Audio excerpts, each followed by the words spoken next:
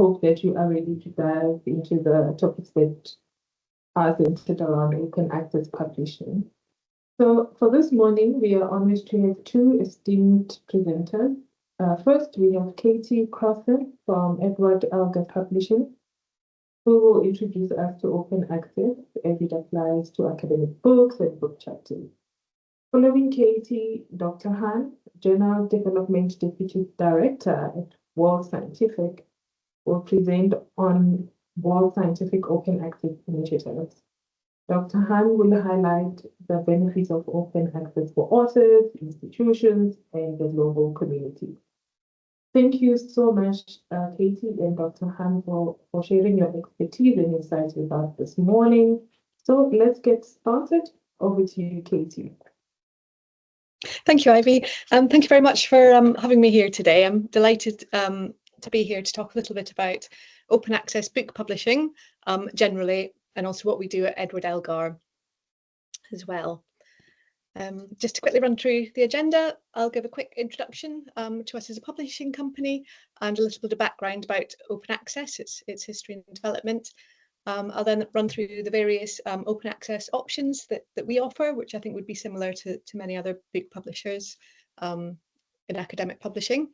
I'll then roughly go through the various options in terms of Creative Commons licenses and copyright issues that you might want to be aware of.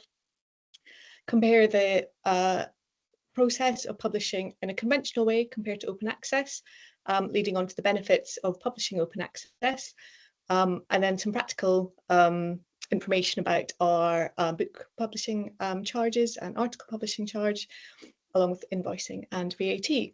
And then there'll be time for some Q&As at the end if anyone has any questions. So just very briefly, Edward Elgar Publishing is an independent family company, about 40 years old, coming up to 40. We are based in the UK and also have some offices in the US as well. But that belies the fact we're very international in terms of our authorship and also where we're marketing and selling our books and journals. We are primarily a book publisher. We do have a small and growing journals list, primarily in the area of law, but very much our focus is on book publishing.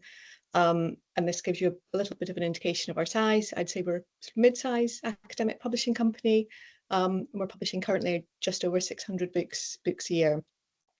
We specialise in the social sciences, business and management and law in terms of the disciplines that we our expertise in. And within that, we focus primarily on original research. So we publish research monographs, edited collections, original reference works such as handbooks and encyclopedias. And we do publish some upper level textbooks and teaching guides, and increasingly books on what we call academic practice, sort of how-to guides, career development for academics, as well as methods books. Our USP at Elgar is really that we aim to give our stakeholders as good quality experience as we can. So for our authors, that means a lot of personal contact throughout the whole process and a very high gold standard service in terms of our production, marketing through to commissioning. And for our library customers, that means good contact and hopefully being good to work with in that sense, with our sales team led by Hilary Quinn.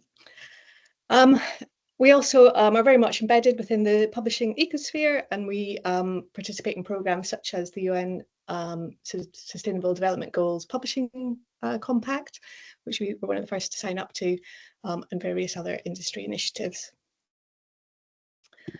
And then briefly, introduction to open access, which I'm sure you're probably all familiar with the principle behind it, which is essentially paying the cost of publishing upfront rather than the final reader paying to buy a finished copy. This essentially, for academic publishing, means making scholarly research outputs available for free electronically. This came about initially in the early 2000s. It coincided with the rise of e-publishing and the technology that enabled that. And it started initially with STM journals, science, technical, medical journals, and has moved into other areas within academic publishing, books tend to be a little bit behind journals in terms of our innovation, so we're catching up quite quickly now in terms of how open access applies to us, and it is a bit of a different model from journals, partly because we don't sell on subscription in the way that a journal does, rather by individual title. The drive for open access comes from many different places, from researchers themselves, who are obviously very keen to have their work made as accessible as possible through free delivery, through e-publishing. Research funders are a big driver, and increasingly so. University institutions themselves, who will often have open access policies in place. They're very keen to make sure their staff's work is being widely used and available.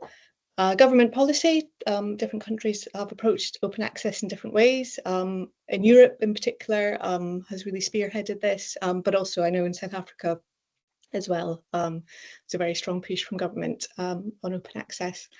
And finally, coalitions outside of those bodies that I've mentioned, such as Plan S, which you may have heard of, have been promoting open access within scholarly publishing very strongly over the last sort of 5+ years. So there are several different versions of open access. The two main paths that we offer at Edward Elgar, and I would say this is common with most book publishers and probably journal publishers too, are the green and gold routes. So just to run through briefly what they are and the difference between them. Green open access involves the author accepted manuscript, which is the version of your work that we receive pre-edited. So that version being made available through usually a university repository or various subject repositories, or it could be through a personal website. So as I say, it's the pre-edited, author accepted, so reviewed but not typeset edited version that's available. At Edward Elgar, our policy is that for a single chapter, we're very happy for that to be made available through these various options, as I've just said, primarily university repositories. If it is an open repository, so if that means anyone can go and access it, we do have a 12-month embargo. This is to avoid cannibalizing sales of the book that we will be selling and investing in. If it's a closed repository, so for example, if it's a university repository where only members of staff can access it, then we're quite happy for that to go up immediately as soon as it's been reviewed and accepted, so ahead of publication. As you mentioned, we'll have one chapter rather than a full book to be made available that way. No permission is required, that's covered by our green open access reuse policy, and there's full details of that on our website. But we do ask that full attribution is made, both to the author, obviously very importantly, and title and publisher too. And there's no charge for this, that's completely free. The green open access route is often compliant with many funders and university policies. So that's a really good option if there is no funding available to pay for a gold open access route. So moving on, gold open access, which is often what we call open access internally, is where the version of record is made available for free. So that's the version of the book or paper chapter that has been reviewed, but also edited, typeset, copy edited, typeset, proofread, and the PDF created. So that's the final version. That is available, this option is available if there is funding to pay for either a book processing charge, which would be to make the whole book available open access, or an author publishing charge, which would be for a single chapter, or if it's journal article. If the full fee is available, that would then be made open access immediately on publication.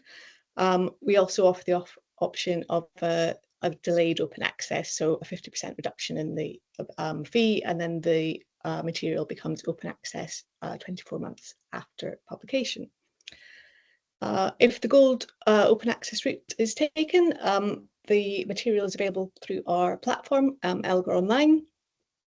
which is very widely used by university libraries around the world. And we also make it available through other discovery services, which I'll talk a little bit more about later, but places such as the database of open access books, which I mentioned there. And that really helps to ensure that the material is distributed and made as discoverable as possible widely. Gold open access can be available for the full book, for an individual chapter within an edited book, for example, or for journal articles. It's a bit more of a formal agreement, so we would write that into a book contract if it's full book open access, or by addendum if the book becomes open access later on in the process, or within the contributor agreement form for individual chapters. And this just runs through some of what I've just said. So full books, these are usually funded by a particular research project, or if there's institutional funding. So many universities will have a dedicated fund to pay for open access processing charges. Very occasionally, we do have author-funded open access as well. The delayed option I mentioned, which is a 50% reduction in the fee for a 24-month delay, we are quite strict on this, that we don't allow anything before 24 months, and that's to ensure, unless it's full open access, and that's to ensure good value for our customers who are paying for the full price of the book on publication. Certainly within social science and the areas we publish, the first 24 months are really the key time for sales. And then open access chapters, again, often the funding for these will come from a particular research funded project if the funder has a mandate for open access and funding available to pay the open access fee. And we assess these on a case-by-case basis, and that would be paid by the contributor within the edited book themselves. In terms of the types of books that we will see becoming open access is primarily monographs, so authored books or smaller edited collections. Again, these will often come from a big funded research project primarily, but there are other routes too. Increasingly, we're seeing university funding for these. Handbooks, these are the very large original reference books that we publish. There's fewer of those open access because they are much larger books, they're more expensive to produce. So the open access fee is a little higher, but we are seeing more of those coming through. And then journal articles as well. Of the other types of books that we publish at Elgar, we occasionally will consider an open access version of things like an encyclopedia, a concise and single volume encyclopedia, or practitioner volumes and commentaries in our law list. But these are much less common. And we generally wouldn't publish books such as textbooks or multi-volume encyclopedias open access, partly because the audience for these is a bit different from an original research product like a monograph. And just very briefly on journals, although I'm focusing on books here, articles are ad hoc like book chapters, although we do also have what's known as diamond open access. That's one of the other options, which is where a society will pay a fee, usually an annual fee or over several years, which then allows authors who submit their article to the journal for that to be paid open access, published open access without having to pay an open access fee, because that has been covered already by the society. Moving on, unlike a conventional publication where the book's copyright is clearly stated by the author, and under the contract, the author would usually give the publisher exclusive rights to publish the work. For an open access book, the material is published under a Creative Commons license, which allows, under various terms, which I've got laid out here, different types of uses, and allows the sharing to go ahead for open access. So the most liberal license is the public domain one, which we generally wouldn't use within publishing, academic publishing. And then the next four are the various options that we would use. The one highlighted at the bottom is a Creative Commons MCND, which is non-commercial, no derivatives. That's the one we would strongly recommend using for our work. It just gives both us and the author protection that their work isn't going to be repackaged by, say, a predatory publisher and sold without their permission. That's the non-commercial element. But also that people can't take their work and make a derivative work from it without maybe use their work in a way that they wouldn't have approved of. So that's the license that we recommend at Elgar, but we are flexible. Some funders have a particular license that they will mandate, most commonly the top one, the CC BY. Under that license, all that's required is attribution. So who the author is of the work needs to be attached to wherever the work is shared. But other than that, it's a very liberal license in terms of how it can be reused. And then there are NC and ND separate options as well. And then finally at the bottom, there's a type of license which is a sort of add-on to the core licenses called share alike. And that means that the material has to be shared under the same license terms as the original. So that's something to watch out for in terms of copyright if you want to use material from a book or a work that is published open access. Yes, so other copyright considerations. It's really important that if you are using any third-party materials in your work, that permission must include use in an open access publication. Usually publishers can advise on this, but that's something to bear in mind if you are publishing open access.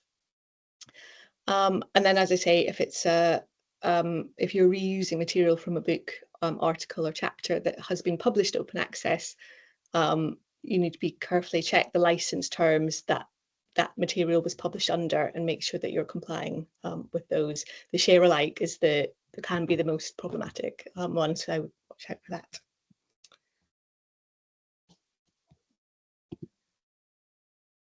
And then moving on, I'll just compare publishing open access compared to conventional publishing. So here at Edward Elgar, we offer exactly the same quality service for open access publications as we do for our conventionally published works. So for a monograph, for example, the whole proposal, peer review process, which we do very thoroughly, is maintained. The decision-making is based on the quality of the work through the peer review and our internal editorial board assessment, as well as our fit within our list and ensuring we'll be able to market the book properly. So that's all identical. And then once we get the material in, the production process, again, is exactly the same. We offer a very high quality service here at Elgar. So all of our books are produced by in-house desk editors. We don't offshore our editorial work. All of our books are very thoroughly copy edited, typeset and proofread, mostly by UK-based authors, and we have a very personal service that we offer, and that's exactly the same for open access as it is for our conventionally published books. And then moving through to production, we produce a print version of an open access book. We'd expect to sell quite a few less copies of an open access book because the ebook would be available for free through Elgar Online and other services, but we do still produce a printed version, and we do still sell a few of those too. Then the ebook production is the same, again, for conventional publishing, as is our the sales, marketing, promotion efforts that we put in. So the book, open access book, would be included in all of our regular marketing, email, social media campaigns, be taken to conferences for display, for example, and we make sure it's highlighted in all of those places as an open access publication. So, for example, we have stickers and bookmarks that we use on books at conferences to highlight the fact that it is open access and that the ebook is available for free, just to make sure it's as widely used as possible.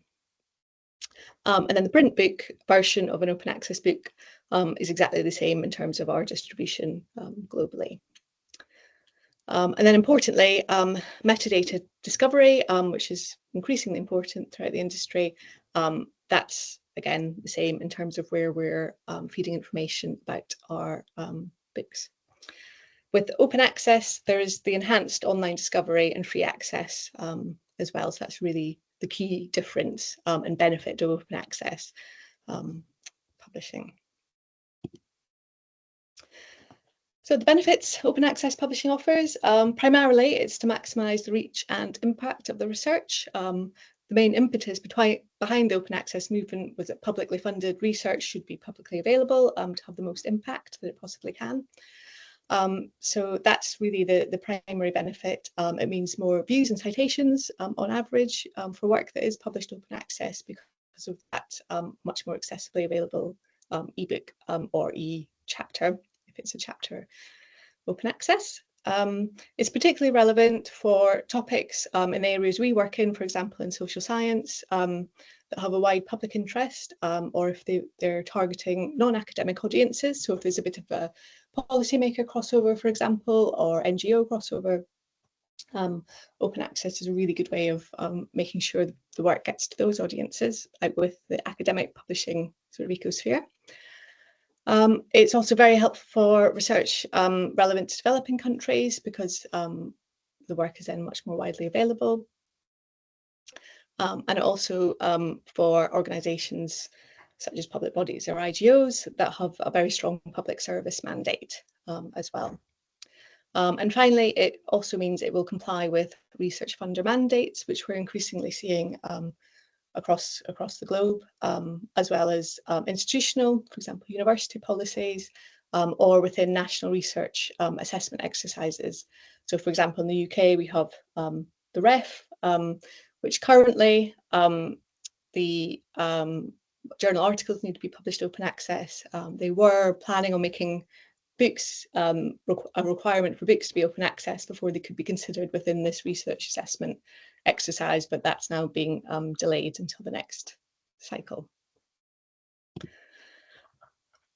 As I mentioned earlier, improved discovery is a really key benefit of open access publishing. So this diagram just runs through some of the services that your book, if it was published open access, would be included in. This just makes it as discoverable as possible throughout the industry and academia. So things like cross-ref and inclusion in the database of open access books. We would include all of our open access books in our online platform, Elgar Online.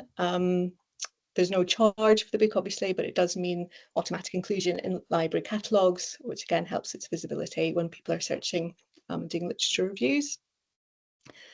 It's optimized for return on search within Google and other search engines. The open access version can also be posted on various repositories. There's some examples there, ResearchGate, SSRN, and within university repositories as well. That just helps to give it as wide a dissemination as possible to increase views and use and citations. And finally, the book would be included in various citation indexes, again, to help with discoverability. So places like Scopus, the Clarivate Book Citation Index, and then within Google Scholar, for example, you'll be able to click straight through from Google Scholar to the free open access version on our Elgar Online platform. I would say we're very keen to have it as widely, the open access material disseminated as widely as possible. One thing that we have brought in recently is being able to monitor usage statistics through Elgar Online. So where we can, we'd encourage posting a link to Elgar Online, and that will help us monitor usage statistics, how often work on open access work is being viewed and downloaded. Obviously, if it's available in other places, such as a university repository, that's not something that we can count ourselves, or if the author's distributing the chapter book as a PDF, for example. So where possible, we'd advise including a link to Elgar Online directly, but obviously the main focus is on making sure dissemination is as wide as possible. And then briefly running through APCs, BPCs. So in terms of the process, it's useful for us to know if a book or book chapter is going to be open access early on in the process. It just makes sure all the admin is as smooth as possible, but we can make that happen throughout the process, throughout the publishing process. Our APCs and BPCs are listed on our website. But just to give a rough example of a monograph of up to 80,000 words, that's around sort of 200 pages, would be about £9,500 plus applicable taxes. That's our published fee, and we can negotiate on that depending on the individual project and the funding that's available. For a chapter, we would ask for £1,575 plus applicable taxes. So those fees cover both the direct costs of publishing, so all of the editing, typesetting, proofreading, indexing, ebook creation, marketing, etc., but also our indirect costs, such as commissioning and the loss of revenue from the loss of sales of the print and ebook. In terms of invoicing, we try to be as flexible as we can on this. So as standard, we'd usually invoice on submission of the final manuscript, but we can invoice earlier if that's necessary to fit in with budget cycles or with a research project deadline if the open access funding is coming from a funded project. And finally, just a little bit word on VAT. So open access is considered a service rather than a product. So VAT does usually apply. And in South Africa, the rate is 15%. So that's something to bear in mind. If you have a set amount of money to pay for an open access fee, you would need an additional 15% to take account of the tax. And then finally, I just wanted to show you what the open access version would look like on our Elgar Online database. So this is just an example screenshot here. So you can see we try and make this as visible as possible through the padlock symbol at the top there and the Creative Commons logo, so that all the readers are very familiar, hopefully, with that. And it's very clear what use can be made of the material. We include a flash of the cover. This is on Elgar Online and in all of our marketing material as well, just to really make it as clear as possible that this ebook is available freely. We included a line, the first line in the book description, again, making clear that it's open access, the license terms, and we can also include funder information in that line if necessary. And then if you look further down, you can see again the orange padlock, which indicates that the material is available open access for free when you're navigating through our site. And you can search for open access material on Elgar Online directly as a filter.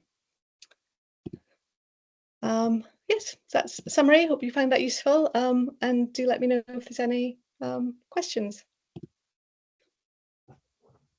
Thank you so much, Katie, for such an insightful presentation.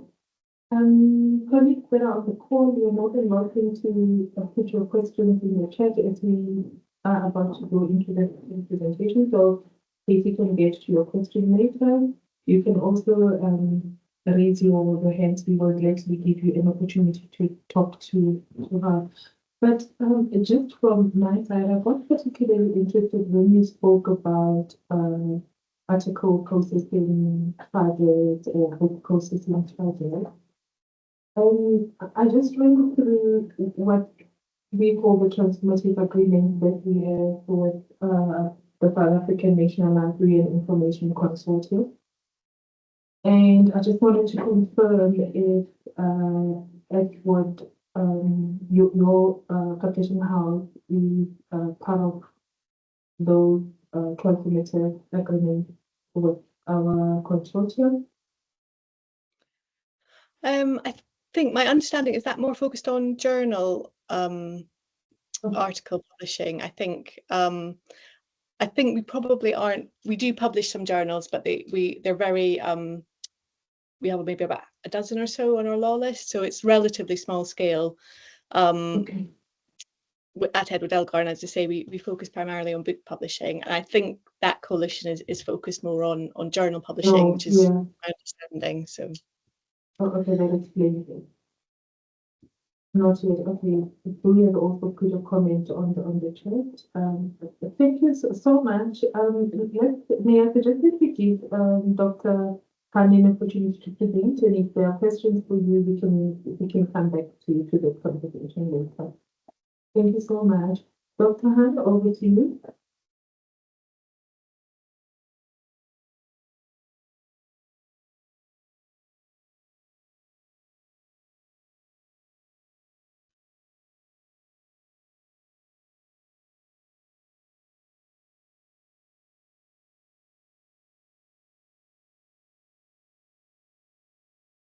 Okay. Hi, good afternoon, good morning, everyone.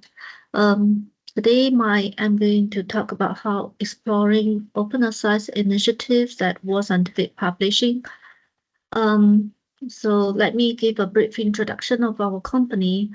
World Scientific Publishing was founded in 1981 by Prof. K.K. Hua. He's a physics professor, and together with his wife, Miss Doreen Liu. So the company was actually founded under the encouragement of Nobel laureates Prof. Xian Yang and Professor Abdus Salam, who Professor Abdus Salam was working in Imperial College Physics Department, and Professor Xian Yang was in State Cooney when he was got his prize. So basically, our chairman, Professor Kikipa, he was working with these two Nobel laureates in his early research days, and they feel we need to have a voice in Asia in academic publishing. That's why Scientific was founded around 43 years ago. This picture is the building of our headquarters in Singapore, and we are currently the largest English academic publishing house in Asia Pacific region. So our vision is to connecting great minds globally to advance research and education and knowledge. The mission is to provide complete publishing experience for with author-centric and industry-leading services. So we have over 500 employees globally. Then the first office, of course, set up in Singapore, then following by our New Jersey office, London office, and later on we have a Beijing, Shanghai, and Taipei office. Then currently we have a big office in China which handle most of our production work. So this is a table from a paper published in 2022 to study the academic journal publishing industry landmark. Then World Scientific was listed as 25 in terms of the number of journal we have. So this is the ranking of academic publishing house in terms of the journals they have. Then these are the subject areas we publish. So we cover all the fundamental science and as well as engineering mental science, also business and economics and general and popular science. We have around 200 journals, and around 35 of them are open access journals. Then some of our physics and mathematics journals are ranked top 10 in their respective web or science categories. We publish around 600 new titles per year. Then, so for the titles we publish, actually we go through a very stringent peer review process, even for books, and we reject about 90% of the book proposals sent to us, and the majority of our titles we publish are either from our own acquisition initiatives or through our repeating also recommendation of our authors, all from our journal contributions. So 63% of our journals were indexed in Web of Science, and 74% of our journals were indexed in Scopus, and 1,600 plus of our monographs was indexed in Web of Science Book Citation Index. Then more than 5,200 monographs were indexed in Scopus. So we began the electronic publishing in 1996, shortly after Amazon launched its own bookshop.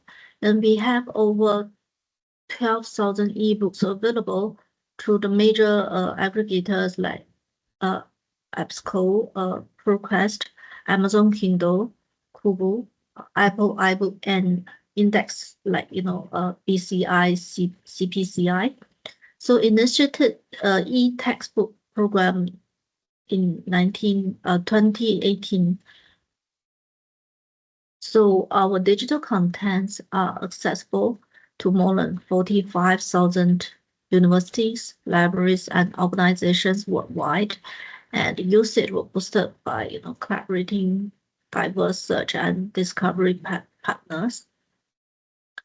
So our textbook were adopted by the major university worldwide, such as Harvard University, MIT, Stanford, Princeton, Cambridge, University of Tokyo, Kyoto University, ETH Zurich, Tsinghua University, and US and NT.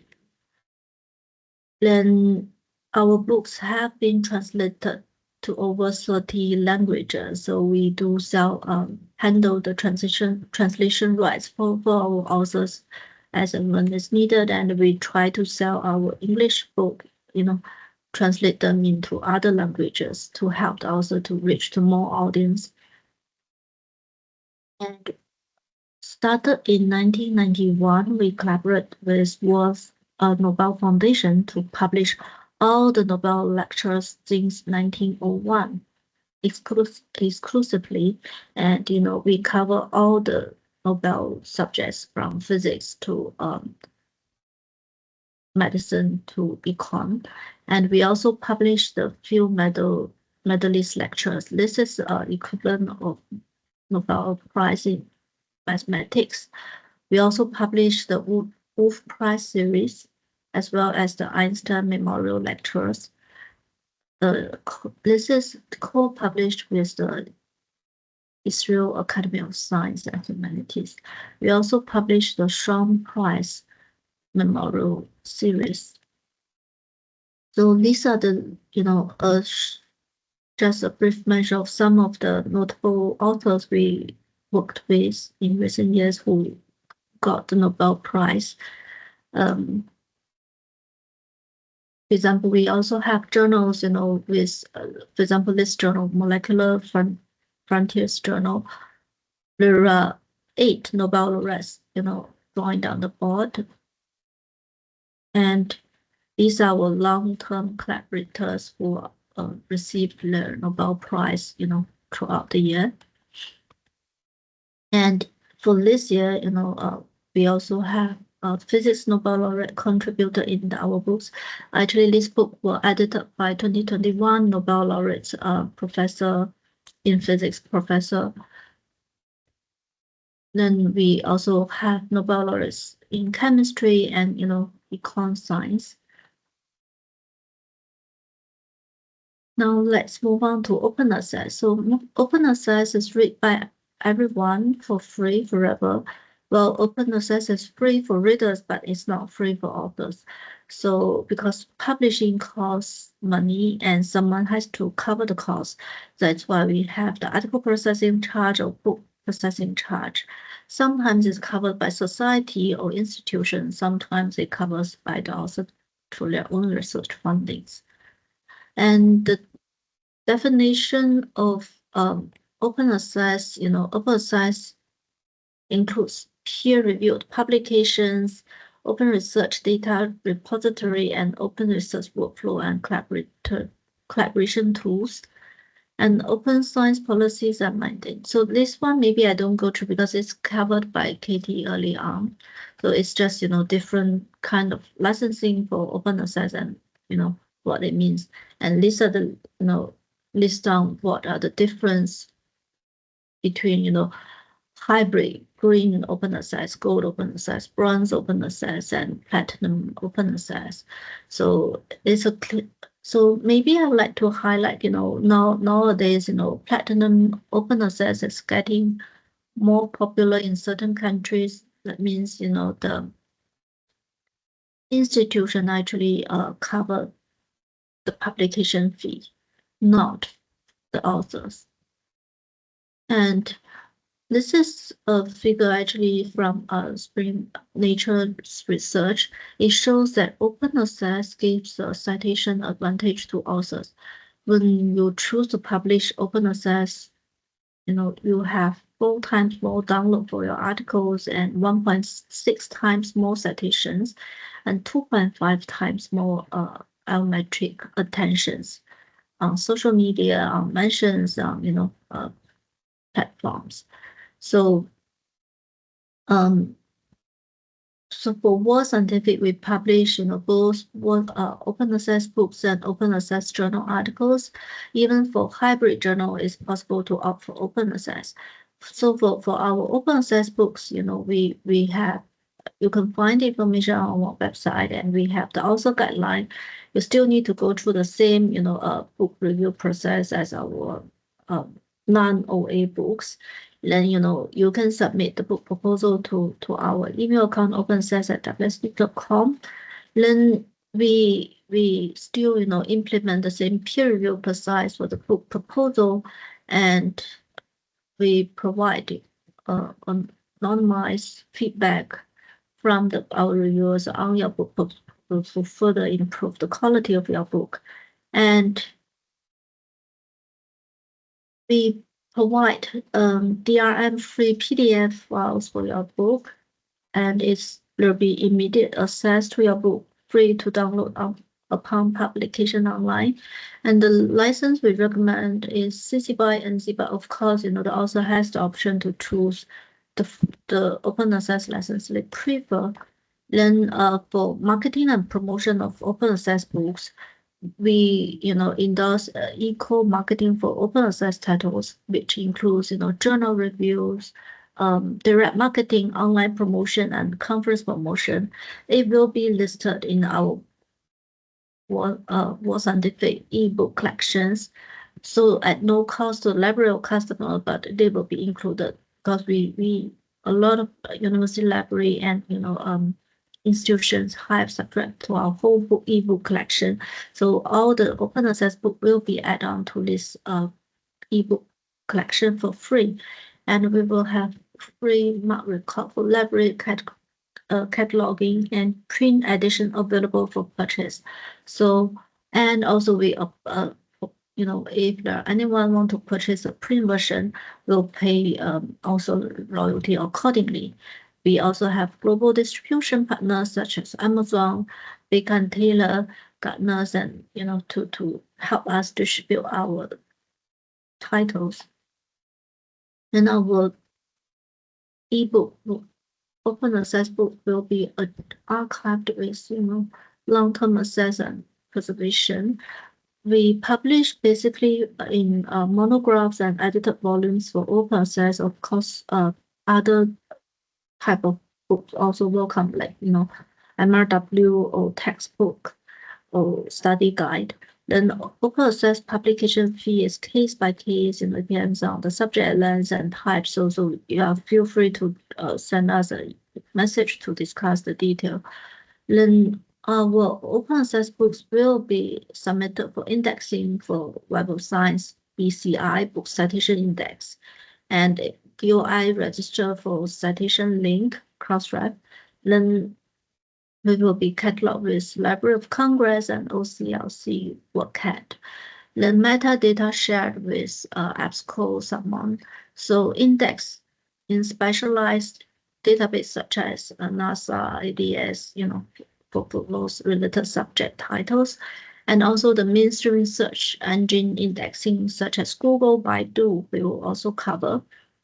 Then also can deposit in institutional or specialized repository with a link to the published version. This is an example of the book we work with CERN, the Particle Physics Research Center in Europe, Geneva.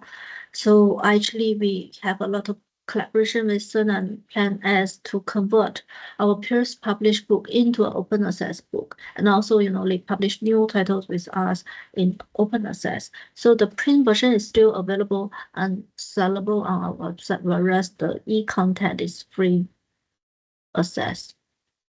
And this is the web page to our open access. So on the World Scientific main web page, you can see the open access link, and all the information on books and journals are available. For example, now I will cover a little bit about publish open access in our journals. So we offer the open access option for all the journals and published by World Scientific, be it a hybrid journal or subscription journal or open access journal. So the average article processing charge for our journals is around $2,200.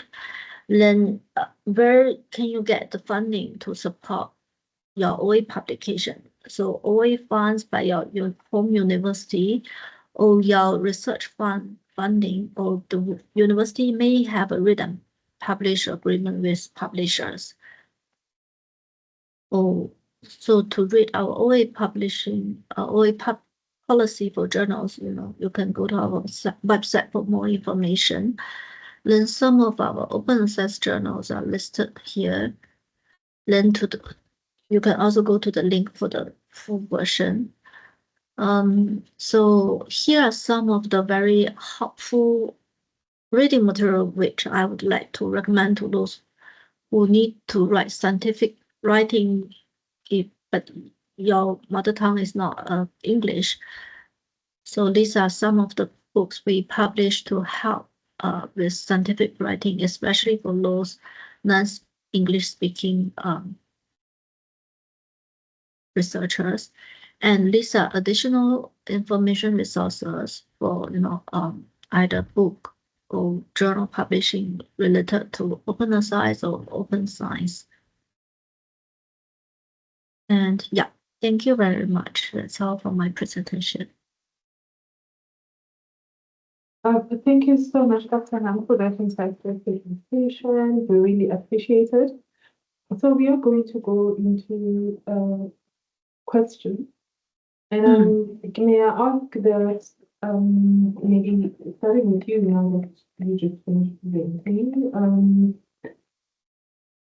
there's I think 3 or 4 questions on the chat. Are you able to provide answers to those just as a way of doing the Q&A? I mean, when you're done, Katie, you can also answer the questions that are also checked. Thank you so much.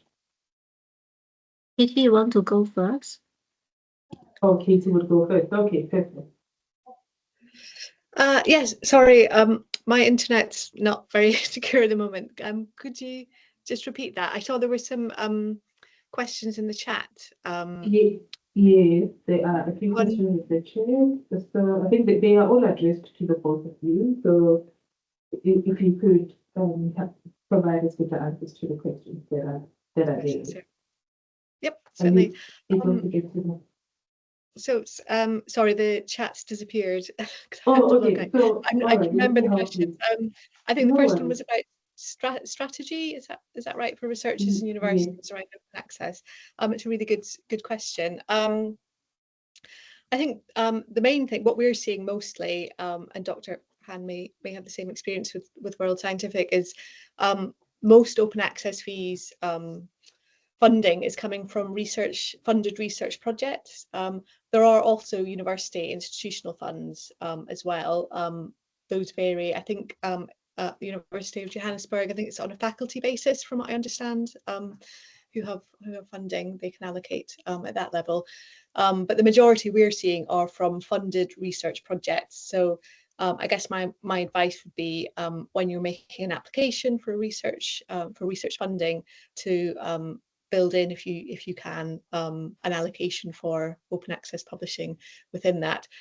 Many research funders now will have an open access mandate, so that will be included as part of their process. But I think that's worth just looking into and highlighting when you're making research funding bids, and then just being aware of what your university, either at faculty level or a broader level, has available in terms of funds towards open access, please. Thank you so much. And have you integrated any specific SDGs into your OA publishing program that our researchers can align with? Yeah, absolutely. We, as I mentioned at the beginning, we're signatories of the SDG, the UN SDG Publishers Compact. So essentially, we've signed up to commit to promoting the aims of the goals, and we've done that in several different ways. We align all of our content to the goals where possible. So we have subject codes for each of the goals, and if the content matches those indicators or the general goal, the 17 goals, it will get mapped to that. We have a specialist sustainable development goal subject collection that we will provide to libraries, for example. So that really just highlights, it makes it much more accessible and discoverable that it's SDG content, but it would also go into the relevant subject catalogues as well, and collections. And that's also very visible on our website, on Elgar Online, as well. We run various promotions on them too. So yes is the answer. I should say that's not open access specific, that's across all of our content, but would certainly include open access within that. Thank you so much. Then there's a question on open access waivers. Do you have any that are structured according to the World Bank classification? Maybe you can also start by explaining what are OA waivers for our audience. Thank you. Yes, no, we currently don't have any waivers for open access at the moment. We do participate in some other programs as well, such as EIFL, for example, who we work with, who make content, academic content, available either for free or for very low charge to many universities throughout the developing world. So we usually use that route rather than an open access waiver for content that's applicable there. We don't have any waivers yet, partly because it's still a relatively small proportion of our overall list, open access. And it's probably not really large enough to then cross-subsidise the costs of publishing to be able to offer a waiver within that context. But it's something we are aware of and are looking at, but currently it's not something we offer. Okay, thank you so much, Sue. I see that you are putting some other questions in the chat, but for the interest of time, so Katie, if you can get to those questions, hopefully, you can just put your response to the ones that we did not get to. Thank you so much. Hans, coming over to you, do you have access to the questions that are on the chat, Dr. Hans? Sorry. Yeah. So Okay, actually, I put a link in the chat. Actually, is the link to our open access page on the website. So for World Scientific, we do offer article processing charge discounts and waivers. So we first of all we have read and publish agreement with JISC is the UK Higher Education Institution Society. So we also have read and publish agreement with CERN, the Particle Physics Organization in Geneva, and ETS Zurich, LUD, and Wisman Institute of Science, and MAHT. So it's listed on our website. Actually, we have another program which is the EIFL. It's the Electronic Information for Libraries. So World Scientific have partnered with EIFL, which enables researchers from eligible countries to publish with discounts or even a full waiver of article processing charge. So you can have go to this on the link I sent. You can see the details of the which country are eligible for the waivers, and some are fully waived, some are partially waived. So details can be found in the link here, which I'm sending it now. Yeah. So World Scientific actually are trying to work with a lot of institutions on the read and publish agreement, which is what I think a lot of major publishing houses are doing with institution. Yeah.